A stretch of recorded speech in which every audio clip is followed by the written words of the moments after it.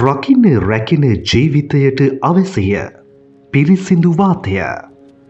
හමන පෙනෙන වාතලයට අවශ්‍ය ගහකොළ. විඳින දැනෙන පිපාසයට අවශ්‍ය දියපොද. ගැහෙන පනනල රැකගන්නට අවශ්‍ය පරිසරය. මිහිතල මාතාවගේ ආදරය බෙදාගනුවස් පරිසරය රැකගැනීම උදෙසා අප සැමගේ වගකීම ඉටු කරමු. පිරිසිදු පරිසරයක් පිරිපුන් සොබහදාමක් වෙනුවෙන් සිටවමු පැලයක්.